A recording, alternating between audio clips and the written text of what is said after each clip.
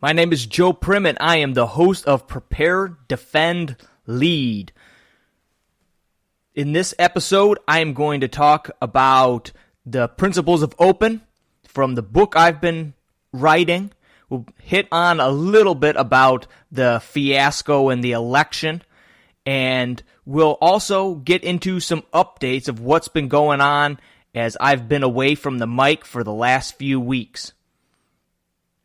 All right, catch you on the other side of the intro. The comfort and distractions of today collide to indulge our desires and provide a slow death by apathy. A superior primitive ethos exists. Prepare for tomorrow. Defend what you value and lead those you love. This mindset is the foundation of living an authentic life as a bold, disciplined man resolute in your mission. Prepare, defend, lead. Your mission. Own it. All right, good to be back here behind the mic. Anxious to share some updates with you guys about what's been going on with me in my life and what's been going on in my writing of the book, that I took advantage of the time that I was away from the mic to take care of. So we'll start out first and foremost with the most recent challenge that I started. The most recent challenge that I started was a 14-day fast that started last Monday, started the 4th of January. So I'm coming up on 7 days of fasting. Now, this isn't your traditional water-only, nothing else fast. This isn't. This is a bit different. I've been allowed a few meals in between this week, just one meal on a couple of days in order just to keep ketosis going, to keep myself in ketosis. For those that don't know, that's what's all the rage about the ketosis or the keto diet, is it keeps your body in ketosis. Ketosis is when your body is running and fueling itself off of your fat stores. So during this fast, you get into keto or ketosis very, very quickly because your body has absolutely nothing to eat. So as long as I've been able to keep my body in ketosis for these 7 days, I've been allowed a couple of meals. But for the most part, I've been really, really clear-minded, been able to do any tasks that I've needed to do. I've shortened up my runs that I do each week in half. So rather than running 4 miles a couple times a week, I've just cut that down to 2 miles. But otherwise, nothing else has really changed. A big shout out to Topo Chico has kept me running strong. I've been drinking Topo Chico mineral water because if you're not getting minerals from your food, you need to be getting those minerals someplace. And that has kind of been my flavor of choice has been the Topo Chico. So I'm sure people are asking, why in the world would you put yourself on a 14-day challenge rational fast? Well, a few reasons. Number one, going into the end of last year, I had put on a few extra pounds. Nothing that probably very many people would even notice. But again, we go back to lying to ourselves, and this has become a big theme in my life, and I was not going to continue to lie to myself and tell myself that I was okay where I was at. So rather than stretch out a diet over a few months in order to lose these pounds, I figured, you know what? Let's knock it off here right away at the beginning of this year in order to take on some new challenges. Number two, I think it's important from time to time to detoxify your body, to detoxify yourself from the sugars, from the carbs, from these different toxins that we take in each and every day, to let my body have a chance to refresh, to heal up, and to get back into a good, healthy spot. And number three, for me, it's a challenge. And at this time in my life, where I am at in my life, as I am pushing myself to progress further and further into the man that I want to be, in order to become the podcaster, the father, the husband, the leader, the man that I believe God created to me. The further I challenge myself, the more I'm ready to take on the new challenges. Because when you start to challenge yourself, you build confidence. You know what you can do. You try to do something harder. You try to push yourself further. So I've been doing that, and I feel good doing that. And of course, the fourth part of it is it's a very spiritual experience.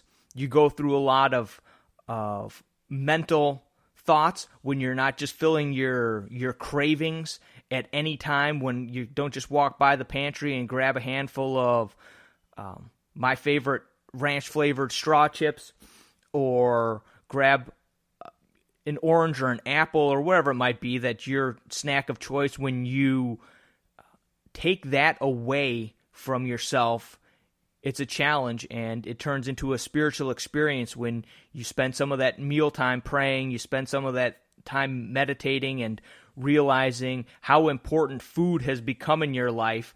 And I'm not the guy who really grew up with a family where food was very much about comfort, or we resorted to food when times were bad or tough or anything like that. But at the same time, food becomes an easy fix when things aren't quite going your way. So it helps you so that you don't have to face the challenges of the day and tackle things for what they are. It helps veil things so that you can cover them up, and they don't seem as bad, or they don't seem as good. So while you're not eating, it's amazing how heightened the senses are. So during this time, I feel even my vision feels clearer. I feel much clearer of mind. My scent, the sense of smell has skyrocketed. I get to eat a meal today on Sunday, one meal today, and I have some ribs in the oven because for the first time in 20 years, we have snow in January here in Austin, Texas, and I ended up, rather than be able to do them on the grill, because I wasn't sure how cold it was going to get, I did them in the stove, and I'm sitting here right now, and I can smell them all the way across the house. So it's very interesting, and I think that, once again, these things go back to a very tribal and a very beginning of mankind, of our origins, where we would eat this way, where we would find food, and while we had food, we would gorge ourselves and we would eat. And when we didn't, we would run off of our fat stores, and we would look and we would hunt, and our perception levels go up and our comfort levels go down, and we turn into a little bit more beastly version of ourselves. So it's been fun. I got another 7 days to this challenge. So we'll see how much more challenging it gets as we roll into this next week. I'll update you guys next podcast and kind of give you an update of how things are going and how I feel after 2 weeks of this modified rational fast. And if anybody's interested in doing this fast, it's all scheduled and set up, and a lot of education behind it by a guy named Elliot Hulse. I'm going to try to get him on the podcast here to kind of walk through and explain a little bit more about this program. I don't want to give it all away because he's the one that set it up, and I don't think it's fair to give away all his tips and tricks and secrets and ideas to surviving a rational fast. If you're interested, I think it's on sale right now, his course and his program. So go check out Elliot Hulse. So like I said, I got a lot of stuff been going on in the last couple weeks. The house is been framed out there on the new piece of property. So the house has been framed. We stopped out there yesterday. The roof is sheeted. So it's windows are in, doors are in. It's just about closed off to the weather, which is pretty darn exciting. We had several months where we would show up each weekend or every other weekend and nothing would be done. Seemed like it was never going to move forward. So to show back up week after week and see this thing progressing and this dream and this vision that we have of turning this piece of property into what we want it to be, into our homestead, or almost a ranch, as I like to call it, to see this vision coming to pass and see this new place where we're going to be able to spend years and grow our family and hopefully grow some animals and food and create a culture and create memories and create times with our families has been nothing short of extraordinary. And this is one of those processes that takes a long time. We have been in the middle of this process or going through all the different steps of this process. And these are those things that are so easy to get impatient with, so easy to get frustrated with these little hiccups and obstacles and bumps in the road along the way. There were so many times where we didn't think this was even going to be possible. There were so many roadblocks, so many difficulties, so many times where we kind of felt like this just wasn't going to happen. And yet, we patiently pushed through, found solutions to our problems, and kept moving forward. And here we are today with the house being framed. Maybe 2 or 3 months we'll be moving in and having a big, giant housewarming party, which we'll invite some of you guys to. So, it's exciting. And yesterday when we were out there, I was able to take my parents with. We took a ride, all of us all together out there to that property. And while we were there, we had some time to pray over it and really just bless that property and the home and the vision that we're creating for that place. So it's been exciting. If you guys don't follow me on Instagram, you can find me at Prepare.Defend.Lead on Instagram. Go ahead and give me a follow there. I'm pretty good about updating what's going on that property. And as we move in and we start to build that place and start to plant trees and gardens and get animals and things like that, it should be pretty fun and interesting to watch as we develop this second version, hopefully better, improved version of what we did at the Homestead in Illinois. Still debating things of what exact direction we're going to go and how things will roll out and how we will build things. But I have a pretty good vision in mind of the direction that we're going to go, and I'm excited for it. This, to me, is what we're talking about when I'm talking about preparing. There's a bigger picture to preparing. And as this year progresses and I finish writing the book on the open principles, as that wraps up and that really solidifies and comes into being, and we're going to talk about those principles later in this episode, but as that comes to being, I'm going to put some focus and some energy into really building a framework to teach and get out there my concepts and my ideas on Prepare, Defend, Lead and what that really means. Because I often say, hey, we need to focus on these 3 things. If we focus on preparing, defending, and leading like our ancestors focused on them, we can improve who we are and where we're at. So we'll get deeper into that as time goes on.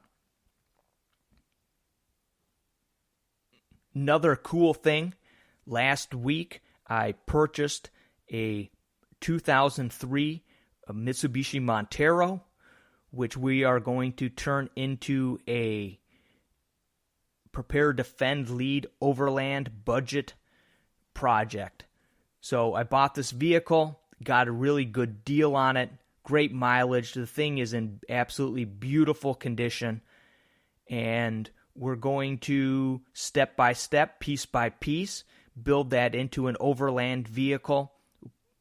I'm already pricing out and looking at different overland accessories and options and where we want to go with it. So as this story progresses, as this moves on, I'll also be keeping this up to date on Instagram and on Parler. You can follow me on Parler at Prepare.Defend.Lead. We'll get into that a little bit later as well, but you can follow me there.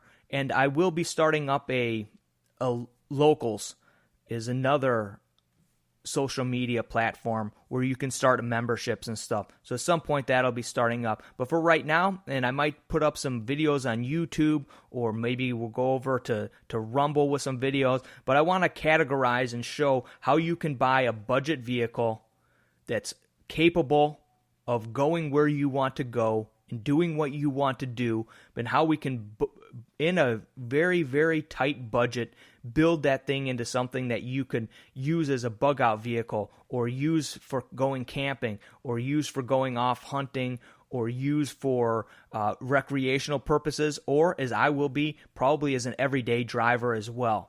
So I want to bring you guys through that transition, and we'll turn that into a cool community project.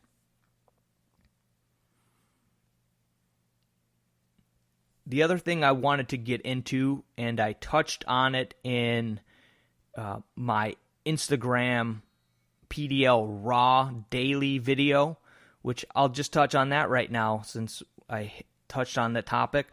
Every day now on Instagram, I am doing a daily show. It's called PDL RAW. Again, you can follow me at Prepare.Defend.Lead on Instagram. I'm doing a daily show, PDL RAW, which is 2 to 10 minutes of what I'm thinking about that day. Just random thoughts that came to my mind, something I read about, something I heard about in a podcast, something that maybe my father mentioned to me, or my wife mentioned to me, or whatever else it might be, things that are going on in the news. So each and every day, I'm coming to you with just a short thoughts. All unscripted, unfiltered, and unedited. Just boom, turn it on live and hit you guys up. I'm doing that daily, probably around 5 o'clock-ish. Sometimes it ends up a little bit later, depending on what I'm doing that day. I'll try to get that into a tighter schedule as time goes on here and get a little bit different of a framework to it, or more of a framework to it, just because it'll make it easier on me. But go check that out. I think you guys will like it. And then we'll go to what I've been doing the last couple weeks. Spend some decent time in the first 3 chapters of the book.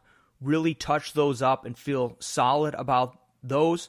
Sent those out to some different people that I know to review and go over, so that I can take their feedback and touch up those chapters again, but at the same time can use that feedback as I finish off the last 3 chapters. So I spent time doing that, but one of the biggest, most important things that I spent time doing was probably about 14 hours. It was at least 14 hours I spent on the 4-day New Year's weekend to really codify where I am at, where I am going, and how I am going to get there. So the reality is, a lot of people fail at their goals, their dreams, their visions, because they are not honest about themselves and truly upfront about where they are at this moment. So easy to lie to yourself, to fool yourself into thinking that you're capable of doing things that you're not, or that where you're at in some areas is okay. Those lies add up over time. When you continue to lie to yourself, lying to yourself becomes a bad habit. A habit that does nothing but kill you, kills your ambitions, kills your vision, kills your relationships. It kills everything in your life. Lies are bad. So I started out, spent hours and hours sorting through each and every category of my life and really sorting out where the foundation of where I am. And this then helped me figure out where I want to go, or from there I could figure out where I want to go through the end of this year? Where do I want Prepare.Defend.Lead to be at the end of 2021? Where do I want my relationship with my wife and kids and family to be at the end of 2021? Because I evaluated where it's at. I know I have a baseline. Now I can say, hey, this is where I want it to be at the end of the year. Where's my relationship with God? Where do I want it to be at the end of this year? Where am I physically in my body, right? Just part of the reason why I did this fast. Where am I honestly in my body, and where do I want to be at the end of this year? And then from there, I took some time to say, okay, well, I'm going to break this down then, and what do I need to do in the next 3 months? Not in the next 12 months, because I have no idea what I can do over the next 12 months, but what can I do over the next 3 months to get me going in the direction of my goal? What can I do? Well, I'm not sure exactly what I can. I know what I can do in the next 3 months. In the next 6 months, not really, because I can't plan for 6 months until I've done this 3 months. So I'd say, this is where I want to be in these 3 months. And then I break that down into week by week, 1 week at a time. Like this week, today, I planned for this next week. What are the things that I need to do in those areas to put me closer to my goal? And then next week, I'll plan that week. Okay, what can I do this week that will put me getting closer to my goal? All these ideas, all this stuff I just shared with you is all well documented, well written out, has apps for it, tools for it, everything that you could possibly need to iron this stuff out in your life with Wake Up Warrior. I highly recommend what they're doing with the Wake Up Warrior Challenge. It will kick your butt into shape mentally. It's not a physical thing. It is a mental thing. It will take you places that you don't want to go, but once you've gone there, you will be grateful you did. Because until you shine a light onto the lies that you are telling yourself, you don't know what's going on in your life in reality. So that's kind of a quick breakdown of what in the world I have been doing since I haven't been behind the mic. And I just wanted to say my numbers were down on the podcast significantly through the last 2 episodes with both Byron Rogers, old episode with Byron Rogers and an old episode with Doug Giles.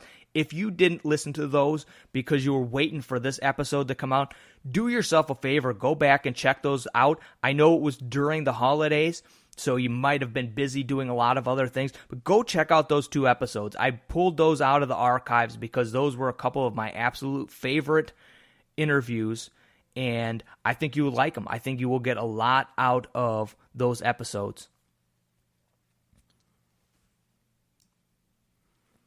All right, let's talk about this election fiasco and what went down in Washington this past week. To be honest with you, I really don't even want to talk about this subject. To be honest with you, I'm moving forward with my plans and what I need to do personally. Like I say over and over and over again, you've got to focus on yourself and on the things that you can control and let God sort out the rest. And I believe that wholeheartedly, and that is how I live out my life.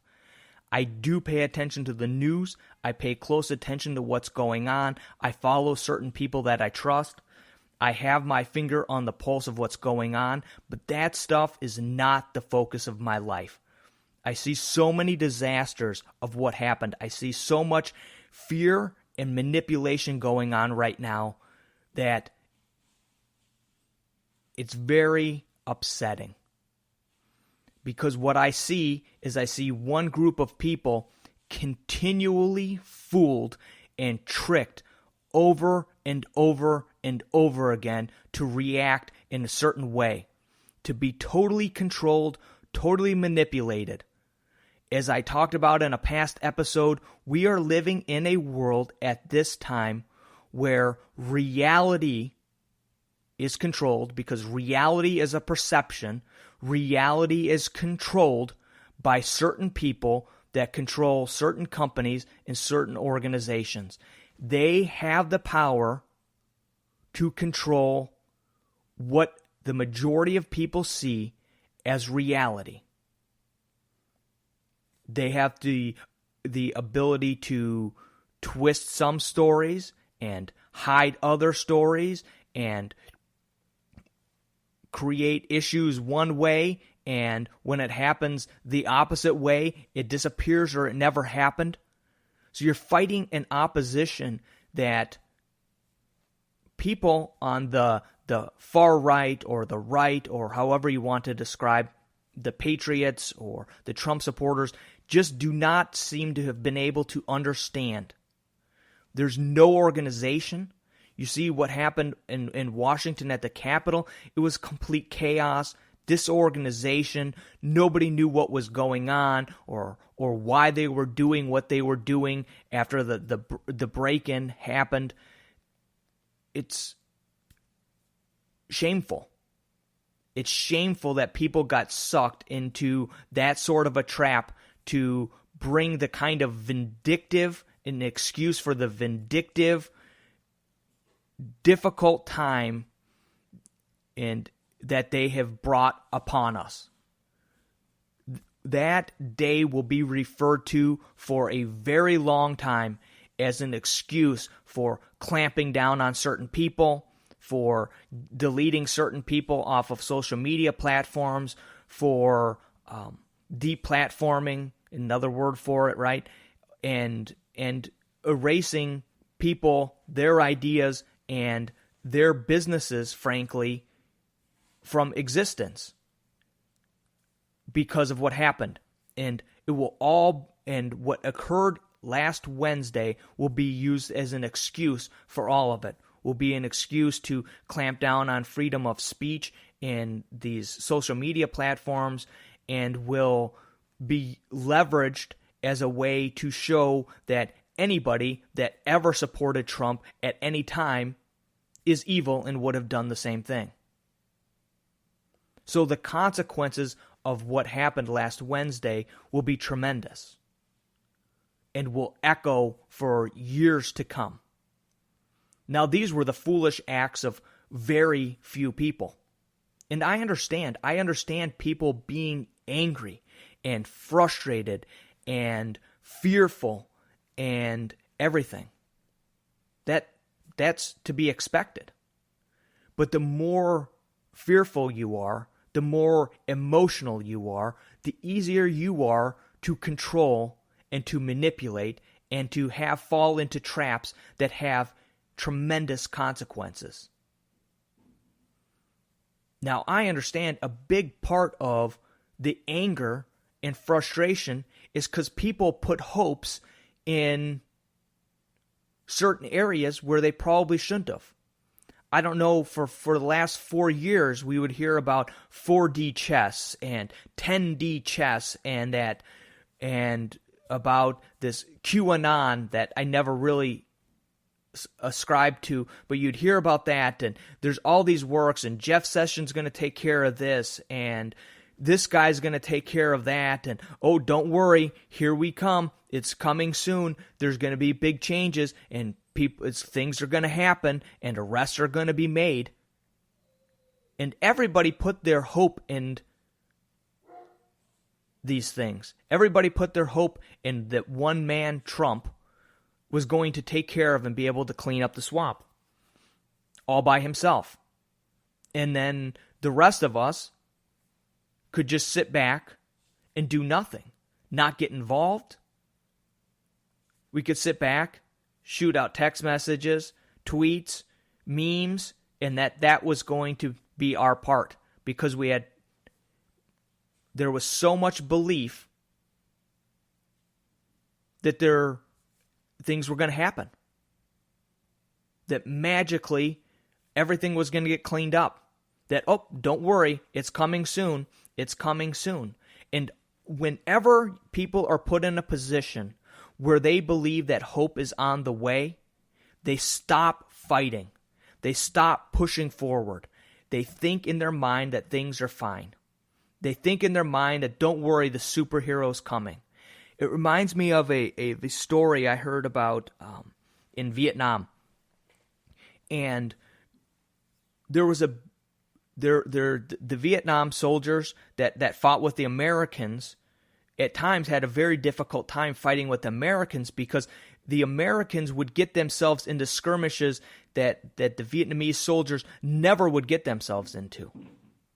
They would sneak around the jungle and they would scout out very meticulously before they would attack maybe a camp or something, and they would check it out. And if they didn't have the numbers that they needed or didn't feel like they could overwhelm the enemy, they would retreat back and they would disappear. They would report the location and they would go away. But when they were with the American soldiers had no problem taking on groups of enemies that were greater than them.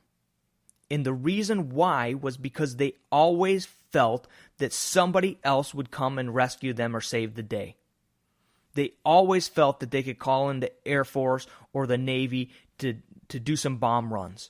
They always felt that they could call in somebody to rescue them and pull them out if they needed. Now, is one of these ways more right or the other way more wrong in that situation? I'm not here to judge that. What I am here to say is it's a completely different mentality when you roll, when your idea, the way you proceed forward is to self-preserve and to not rely on somebody else to save the day and to save what's going on. Because the moment you think somebody else is going to come up with and save the day and they can't show up to save you, or it takes them too long to show up to save you, or it's a lie that they're going to show up and save you, you're in a big, big heap of trouble. Now, I know people are saying, well, what could have we done? What could have we done? I thought I was doing everything. State and local governments. State and local governments. Focus on yourself, your family, and when you feel good that you have yourself and your family locked in, then start going after your state and local governments. Take on those that are there. Be there at the meetings. Get involved. Run to be elected. Everything, the main power, the United States is set up so that the real power here, the real power in these states is in the state and local governments. Get involved. I hate politics. I don't want to have anything to do with politics, but the reality is I see the direction that we're going, and after we move and we get settled in our new place, I will be getting involved. This is a complete 360 change of course from anything I would have done before in my life. But I see the need, and because I see the need, and because I am a leader and want to lead and have ideas and values that I want upholded, I am going to get involved. And that is my challenge to you.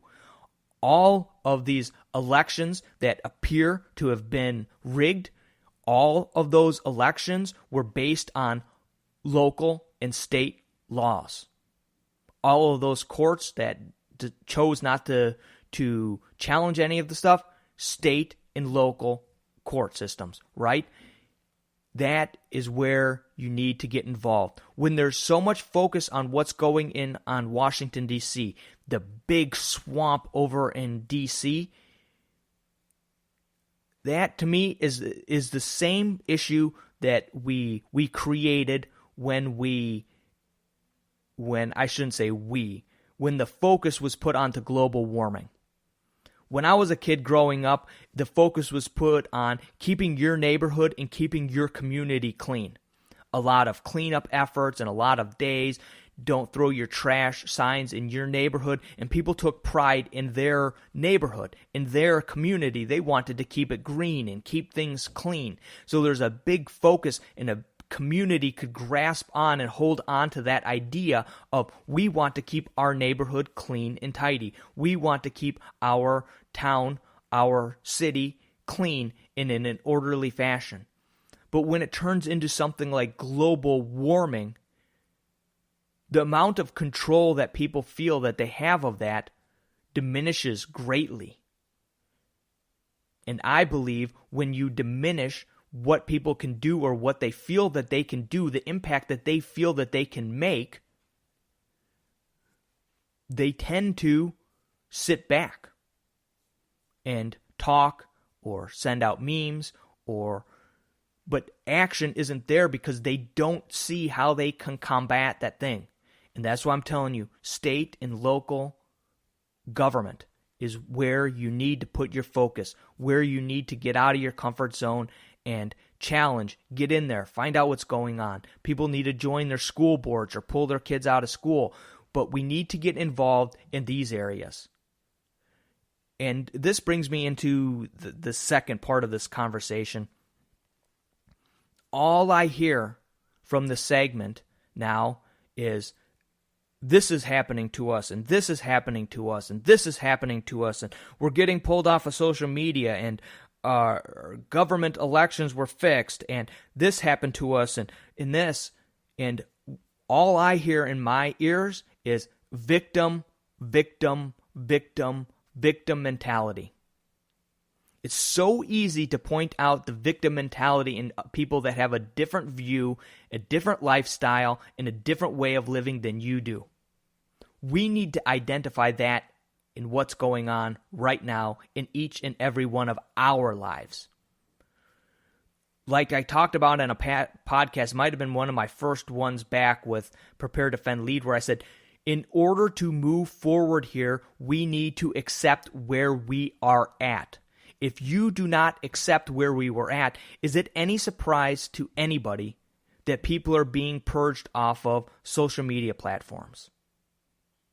It should not be even a little bit of a surprise. Are people surprised that there's cheating going on in the elections? Why would anybody be surprised? Is anybody surprised that that the news media is twisting things in a direction that favors the people that they like? Of course not. Why would we be surprised? But yet, over and over and over again, I hear the complaining, and the complaints go out of, well, we're victims. We're victims. And when you start to grasp onto and hold onto that victim mentality, it sticks and it will hold.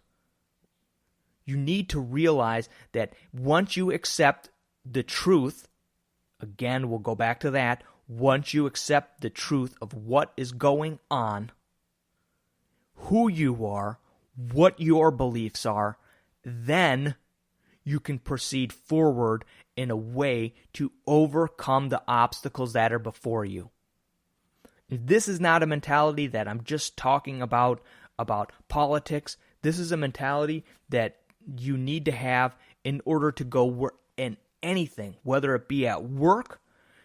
Why did that guy get the promotion? That guy always gets a promotion. And instead of using that as a launching point for saying, I'm going to put in the time, I'm going to build the relationships, I'm going to start getting my resume set up, whatever the way is that you need to devise to get yourself out of that situation, you become stymied in that by saying, well, they're just not fair to me. They're just not fair to me. And when you start to do that, you lose your confidence and you lose who you are and you lose your vision and you lose your dreams and things start crumbling down because now you are just a lowly victim that anybody can push around and anybody can do whatever they want to.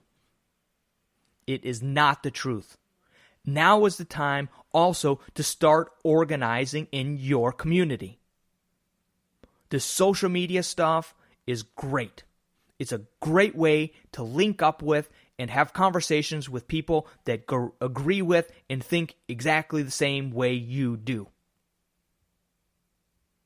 This is an issue. When you are only speaking with people that agree and think exactly the same way you do, you are not opening up your mind to other opinions and other ideas. You are not put in a situation where you need to try to sell your idea, to convince people, to help people understand your point of view. And part of when you are in a situation where you're trying to explain things to people, when you are trying to sell people on your idea, when you are trying to build rapport with people, you strengthen those values and those ideals within yourself as well at the same time. There are people on both sides, and there's a lot of people in the middle. And a lot of the people in the middle right now in the United States aren't exactly sure what's going on. They sense that something is probably not quite right. And they have begun to question things in a way that they never have before. But they're stuck in their circles. Start to build that community locally. Start to build that brotherhood. Start to build those relationships. Start to build rapport with your neighbors. Start to get out there more and build in your community. Find like-minded people or people that are questioning things and get people lined up. There is, on the left-hand side, those people have been building organization, have been infiltrating education and media and entertainment for decades, while the people on the right have sat back and done very little except for put great hopes in who they're going to elect next to save the day, to put great hopes in other people to do the dirty work so that they could focus on their job and focus on their family, and focus on their business, and focus on their garden, and focus on their hunting and fishing trips, which is what we all want to enjoy, right? But while we were doing all of that, while our parents were doing all of that, while our grandparents were doing all of that, there were people infiltrating and making sure and selling people on their vision, on their thoughts for the future, on their thoughts on the direction that the United States should go. And the rest of us were sitting back enjoying the heck out of this great country that we live in. We are not going to take things over or change things overnight. This is a long-term process. And normally in these situations, and we'll see which direction this can go, but normally in these situations, there's always a swing back of the pendulum. During the 60s was radical and crazy and free-loving, and during the 80s it swung back to being a lot more straight-laced and more conservative and stronger on family values. So this pendulum will eventually swing back. The damage that is done while this pendulum is on the other side is yet to be seen. But there is hope, because there are more people than ever questioning things. There are more people than ever wondering why people are being purged off of social media for their ideas and their viewpoints and their thoughts. There are more people than ever questioning why freedom of speech only works one way. There are more people than ever questioning these things. But this is why educating these people that are beginning to question things, that are beginning to look at things, is so important. Now, I talked a long time here on a topic that I really didn't even want to touch on. What I'm really trying to say is lose the victim mentality. Drop the fear. Drop the lies. Get yourself and your family on a solid foundation, and let's organize, let's work together, and let's take these things on from a state and local level and see to it that we begin to build from the ground up people that are willing to put the time and energy and empathy into holding fast on the values that we believe in. All right, had enough of that subject. I will add one more thing to that, and that's this. Follow me on Parler at Prepare.Defend.Lead, and if you're concerned about social media being blocked out or certain people being canceled or disappearing from social media, if you go to Prepare.Defend.Lead.com, scroll down to the bottom of the first page, there at the bottom, you can give me your email address. You can join my mailing list, and that way I can keep in contact with you. Normally, I just let you know when new t-shirts come out, when new podcast episodes come out, or something that I possibly got going on in my mind that I want to share. But it'll keep us with an open way to communicate. So you can go to Prepare.Defend.Lead.com. And I guess while I'm talking about Prepare.Defend.Lead.com, I launched what is my favorite shirt yet. I'm waiting for it to come in. It should be here early this next week. If you check out PDL RAW, you will see me the day it comes in, because I will be rocking my risk reward shirt with the wolf chasing after the rabbit. It says in a circular around the wolf, says, if there is no fear, there is no risk.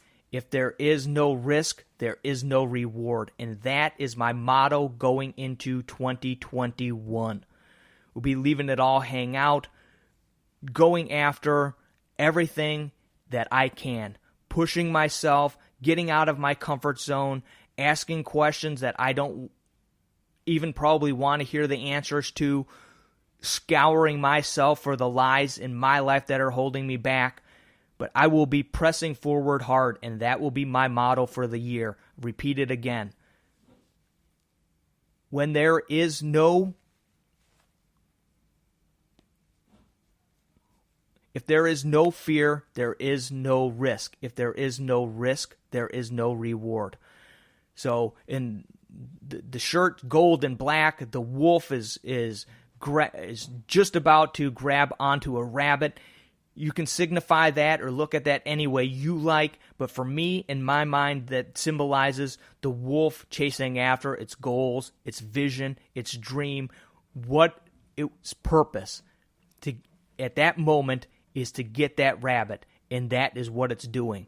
So that's just a little advertising plug for my t-shirts. I got a bunch of other t-shirts, including Always Forward shirt, Prepare, Defend, Lead, Your Mission, Own It shirts, and Remember the Alamo shirt. We got coffee on there, several different types of coffee, single origin Guatemalan called the Fuego. We have some extra dark coffees called Zero Dark 30.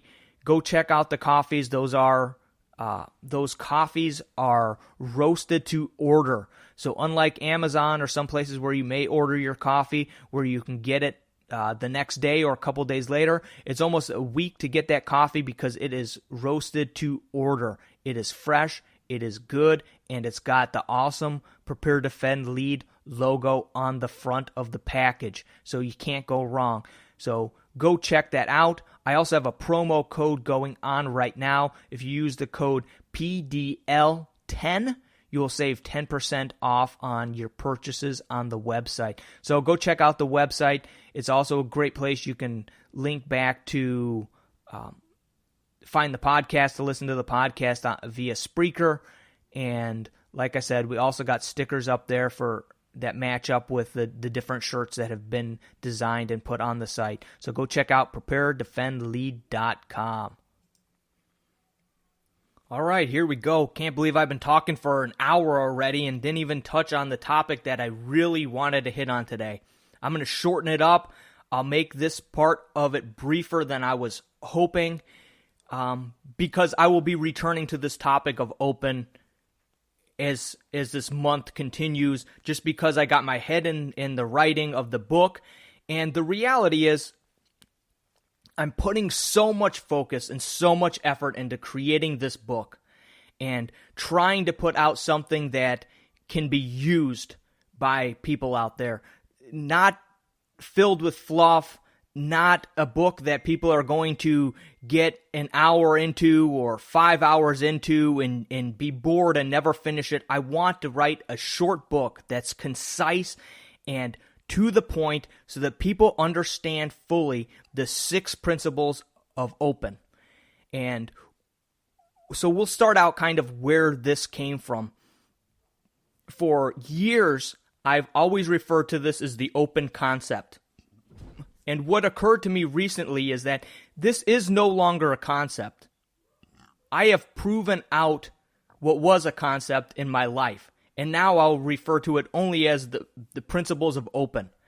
And that title might shift around or change around, but the premise, the idea behind what I'm talking about here is no different from the day that it began. Of course, things have been twisted and with new books that I've read and new ideas and new things I've thought about and new conversations that I've had, it's evolved into what it is today. But the parameters, the real base, the foundation of the 6 open principles has not changed from the day it came to me.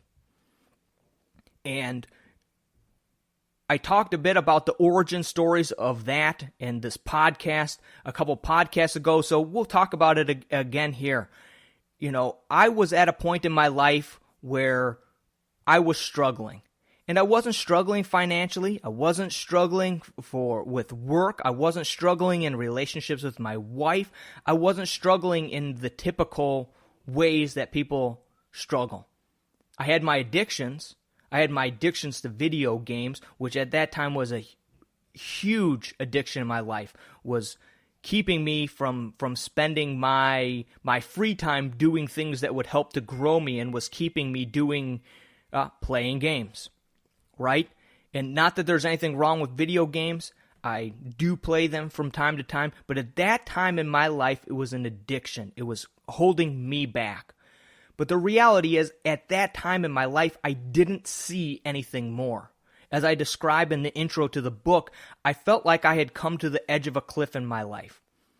We had lost our home due to the economy in 2008. We had lost our home.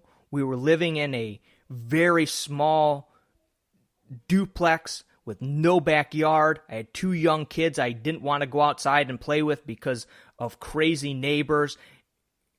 And I had lost my big, not even huge, but it was a nice home. I had lost it. So there's part of me that was fighting with the fact that I had failed somewhere. And the other big part of this fight within myself was the fact that I had finally, after what was it, maybe 13, 14 years in my career, had finally gotten to where I had always wanted to be.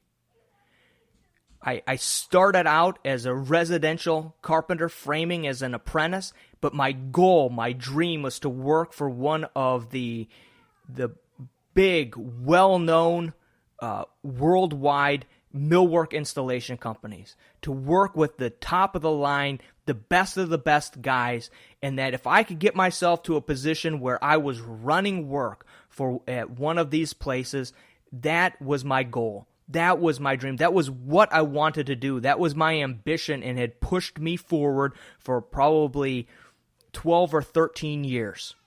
From a million miles away, building homes, to running work for one of the most prestigious millwork installation companies and millwork manufacturers in Chicago. I had risen, I had worked my tail off, I had built relationships, I had proven that I had the talent and the skill to do these things because I put in the time, the energy, the effort, I asked the questions, I learned these skills. Because when it comes to physical trades, whether it be a barber or whether it be a carpenter or electrician, there is no substitute for time. There's no way to hack knowledge and lack the skill when you're doing things physically. So I had spent the time and put in the energy and effort to build myself to that spot. And I got to the spot that I thought that I always wanted to be in. And there I was. And I didn't feel fulfilled. I didn't feel excited. I didn't feel like this was where I had always wanted to be. I felt like I'm going to work every day. This is not that much different. There's no great glory here. I accomplished my goal, and was proud of myself and confident in myself and my abilities and skills that I was able to prove that I could get to that point. But once I was to that point, I didn't know what to do with myself. I no longer had a goal or had a vision or had something that I wanted. So here I was at a point in my life where I had had an extreme loss of our home. Was at a point in my career where many people would be envious of and think it was great, but I wasn't satisfied. I wasn't content. I was no longer happy because I had made it to where I had wanted to go, and it wasn't what I had thought. And I had not even conceived or thought about where I was going to go or what my goals were after that.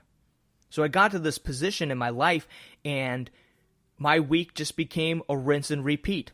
Monday through Friday was the same. Monday through Friday was the same. Monday through Friday was the same. Week after week, listening to the people at work complain about the exact same things they had complained about for the last 15 years, having the same conversations and listening to the same music they had listened to their entire careers. And then I go home, have very young kids, so basically it's the same thing with them. You're watching children's shows and going to parks and doing things with them, and then I'd fall into my vice, video games, which was my escape from this world that I was in that I was not content and happy with. Somewhere after a long period of staring down at this chasm that I felt like I had come to my life, I had run, I had worked, I had hustled, I had pushed, and I came to the edge of a cliff and looked and said, where am I going? Is this it? I'm in my 30s, and this is it. I get to do this for the next 30 years until I can retire. This is my existence. This is who I am. This is all that I get. And then I started to pray and ask for wisdom. I started to listen to some podcasts. I started to listen to some audiobooks during my commutes home. I started to expand my knowledge, seeking some direction, seeking something different than this rinse and repeat life that I was caught up in. And what ended up happening is I started to look a little bit closer towards the edge of that, what I had perceived was a cliff. As I walked a little closer to the edge of that cliff, I noticed, you know what? There is a trail there. But it looks like a goat trail. Or one of those crazy trails that the donkeys take you down into the Grand Canyon. And I looked, and I was like, I realized that if I wanted to live my life to the fullest, if I wanted to actually live versus just be a cog in the machine, if I wanted to show my children what it was like to live, what it was like to experience life, what it was like to grow and face challenges, then I needed to proceed forward. And now proceeding forward from that point is very difficult because you have no confidence. You have no base of knowledge. You got no baseline on what that means. But I did it anyway. But what helped me to make that first step onto that steep other side of that cliff was the concepts, at that time I referred to them as concepts, of open.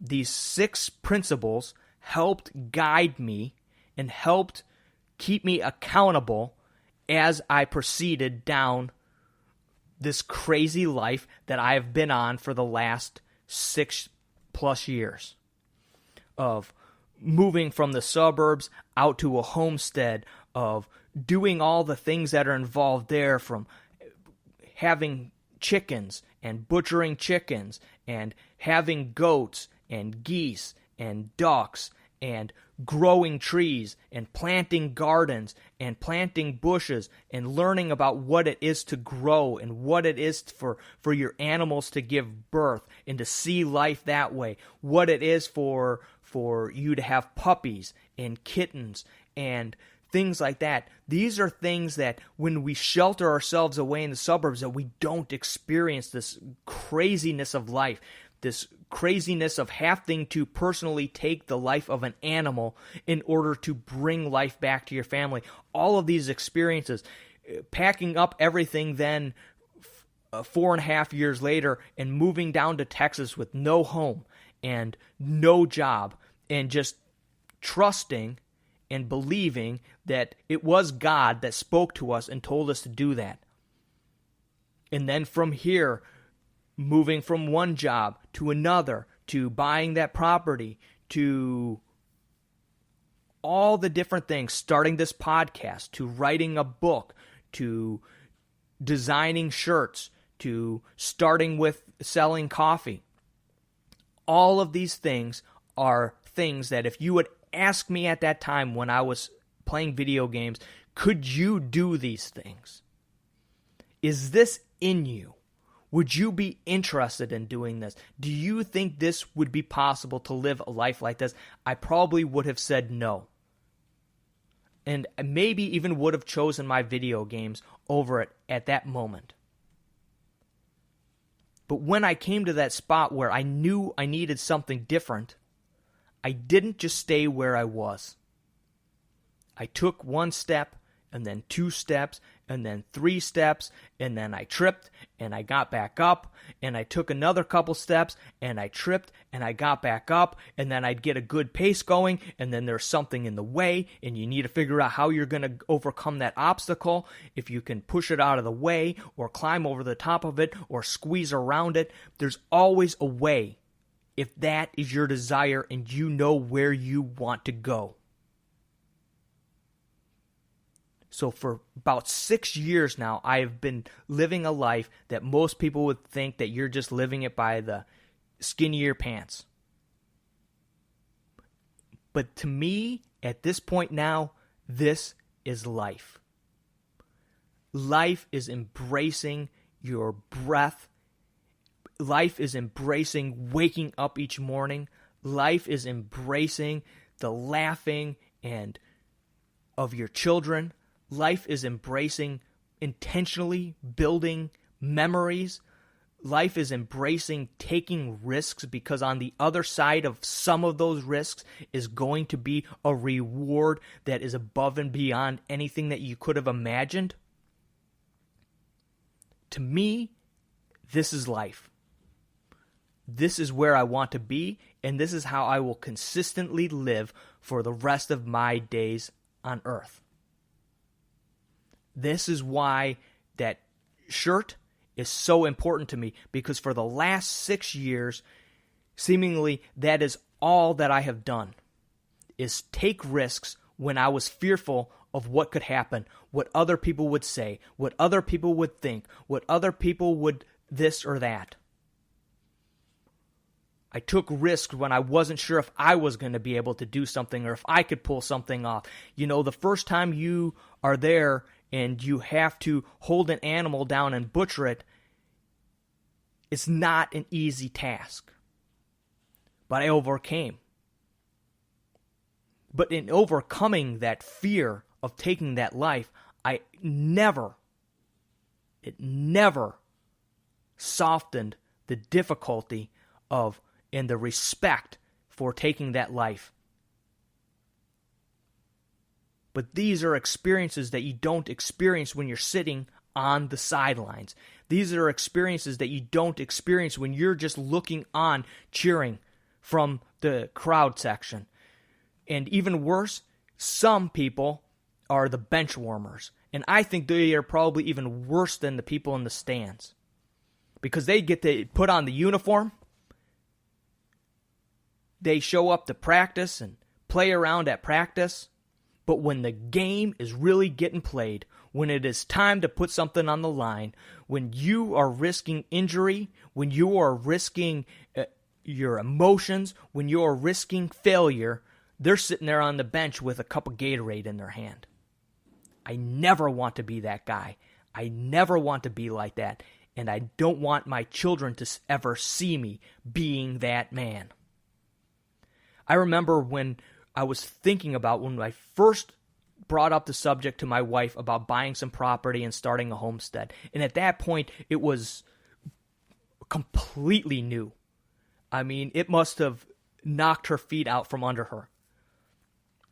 She had no idea. It had never been something that we had talked about since we had been married. And I said, I brought this idea. And I honestly don't think from the time it was an idea to the time we did it was 6 months past. But one of the biggest momentum, the biggest pushers of me doing that in my life was I do not want my children to think that they need to wait till they retire to enjoy life in the fullest. I want them to see that we can go do something, and if it doesn't work out, if we fail, that's okay. If we go do this homestead thing and we absolutely hate it, if we don't like it, if we think it stinks, and we will leave, we will find something else to do, but we will know that we tried something out. And whether we fail or whether we don't like it, that's all right. Let's do it.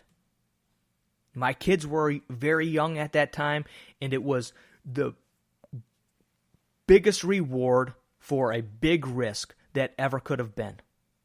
Watching them run around the property and chase chickens and play in the creek, and our dog had puppies, and we had baby goats, and to see them with those animals, to see them playing with these puppies, to see them playing out in the snow and playing in the creek and climbing trees and eating raspberries off of our own bushes and enjoying so much the chickens that were prepared by my wife that we had raised on our property, that each and every one of us had contributed to because the kids would help me feed them and help me water them each day, and enjoying the milk from our goats and the eggs from our ducks and chickens as we would use those in making breakfast on a Saturday or a Sunday morning.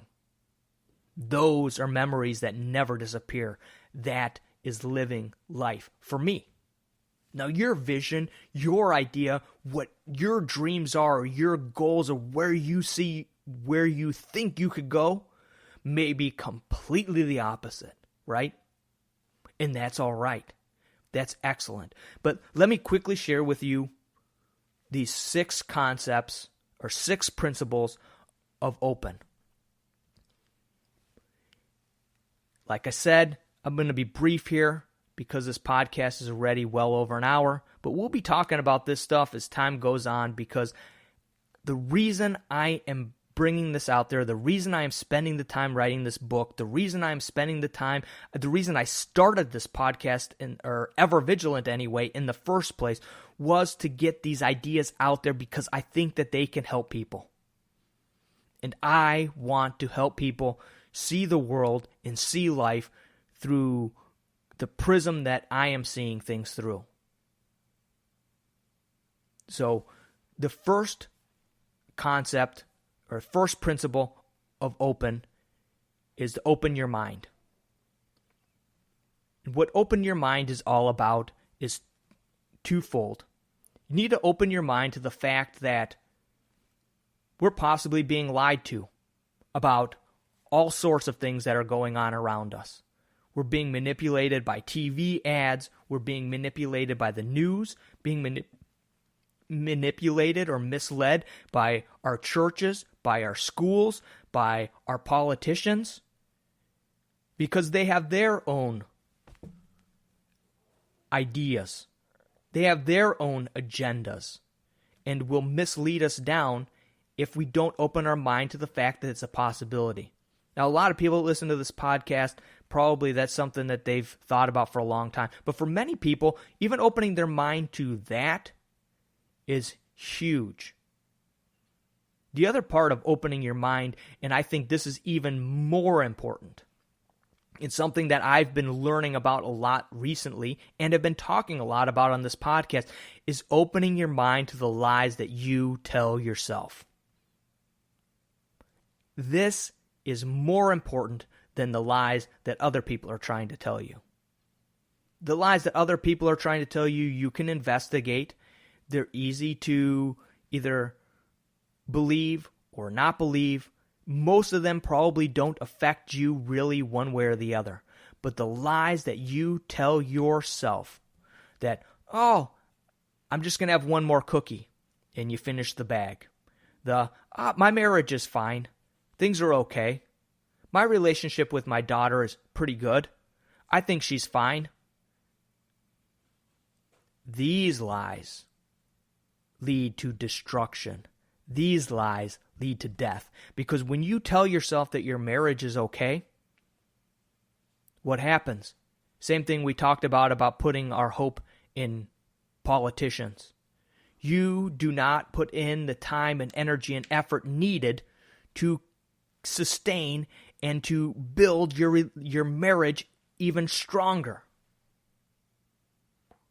When you see some troubling things going on with your daughter, but when she walked in, you're busy watching the Monday Night Football, and you think to yourself, she'll be fine. I don't need to worry about things. You lie to yourself, and now you miss that opportunity to maybe stop things in their tracks. So we tell ourselves these lies. My weight is okay. My habits are not that bad. My marriage is good. Things are okay. My finances are fine. And these lies build and build and build over time. And we get into the habit of lying to ourselves and accepting these lies as okay. So that's the second part of the open your mind. Then we go to open your eyes. And open your eyes is twofold. Number one is opening your eyes to the beauty that's around us, even in the midst of chaos.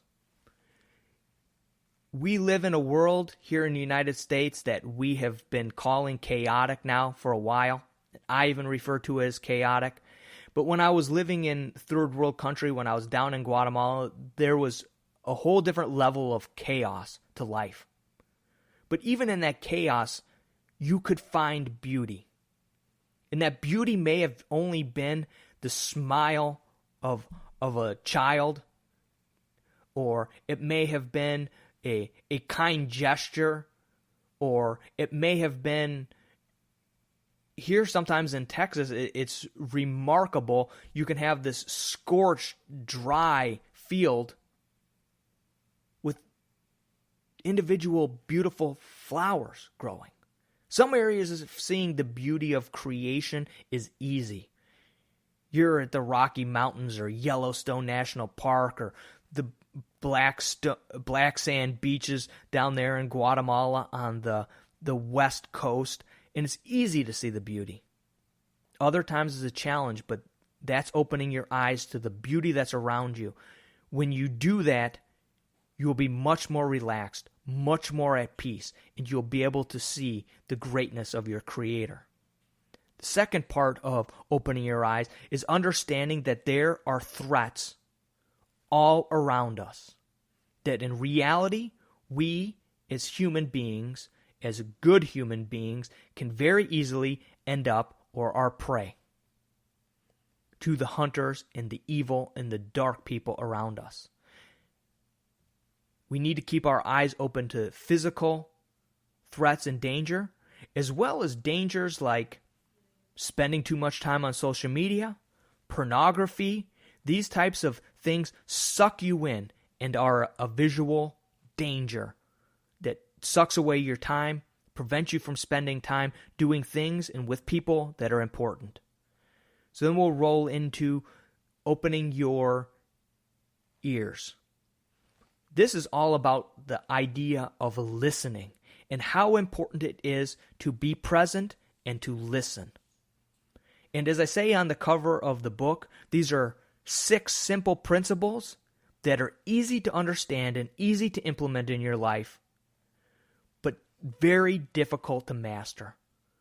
And because of that, through these 6 years, these have stayed with me. And in the book, I share a story about my son from the very beginning of when this was still the open concept, from the very beginning of this, that still resonates with me today as I try to be more present and to listen and to ask questions and to build rapport with people. So often, somebody comes to tell you something and you already think that you know what they're going to say. So you already have your response made up. You don't listen. You don't ask questions. There's no depth to your conversations. This is a major problem. Listening is a tremendous way to learn about others, to learn about yourself, and to grow into a better leader, into a better father, and especially, right, into a better husband. And that rolls into open your mouth. Open your mouth is about understanding when it is time to say something and when it is not time to say something. When it is time to say something, you need to speak up. A big part of having the courage to speak up when you need to speak up is having the confidence in yourself and fully understanding what your beliefs are before you get to that point. If you do not know where you stand, if you do not aren't sure in what your beliefs are, when you are pushed and you have to go into a spot where there could be ramifications for you standing up and speaking out, you probably won't. So after that, we have open your heart, which is about being vulnerable and honest, fully honest with your feelings and with those that you love. This is not for your coworkers. This is not about the people at your local church or your local diner that you frequent. This is the people in your house, the people in your family, the people that you're close to understand the value, to understand the necessity of vulnerability, to understand what it means to be able to be completely honest and raw with those that are most important to you. And then we'll finalize this out, wrap up the 6 with open your arms. Open your arms is about reaching out into your community like I was talking about earlier. Reaching out into your community and building relationships, building bonds, reaching out to those people that are outside of your comfort zone, reaching out to your neighbors and building some relationship, building some rapport, letting them know, hey, if you need anything, just come knock on my door, or here's my cell phone number. If you need anything, let me know. That's how community is built. That's how brotherhood is built, through time and investment into other people. This is just as important as any of the other of the 6. But these 6 principles have served as guideposts for me of keeping me on track through these last 6 years since this idea of these principles was given to me. And I say given to me because they came during a time of prayer and meditation. And at that time, I was praying and was asking that I would have some sort of direction, some sort of way that I could help people. And this came to me. And now for the last 6 years, not only have I been living a life that proved out these principles, but I have also been teaching, been talking about them on the podcast, been referring back to them, and now finally, after all these years, I had the confidence to write this book, to put this idea, these principles down on paper or in digital format these days, right? so that it could be shared and passed along and could help encourage and challenge men. Now is the time to wake up an army of men that are willing to make a change in their own lives, in their families, and in their communities. Now more than ever. If what is going on around you is not enough to wake you up, to challenge your time spent playing video games, or challenge the time that you spend watching sports, or challenge the time that you spend doing other activities, we'll make it very broad, rather than spending intentional time learning, getting outside of your comfort zone, challenging yourself, intentional time with your children, intentional time with your life, intentional time spent on the things that are most important to you. If this isn't enough to wake you up what we see going on in the world around us, then this probably is not the podcast for you. My mission here is to build up, to help equip a group of men that want something more, that see that there can be something more, not only in their own lives, but in their communities and in their states and in their families. There's something more. It's not going to be easy. It will be a challenge, but it is time to rise to that challenge. With that, I'm going to get out of here. Thank you guys for listening to this podcast. If you've listened all the way through this far, thank you.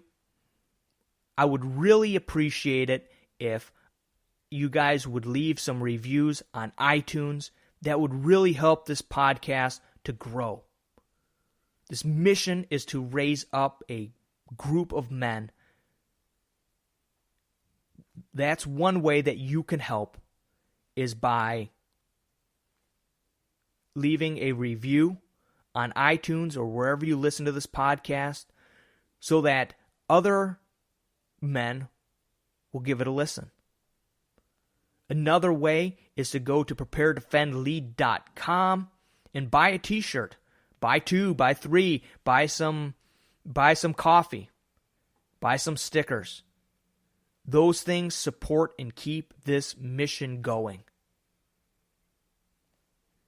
You can share this podcast with your friends, with your family, with those that you think need to hear this type of message to be challenged. I would appreciate it. It will keep moving this thing forward. Again, I'll roll through a couple of things. Stay tuned for the PDL Budget Overland project. Tune into PDL RAW daily on Instagram. You can follow me on Instagram at Prepare.Defend.Lead. And with that, hold fast, and God bless.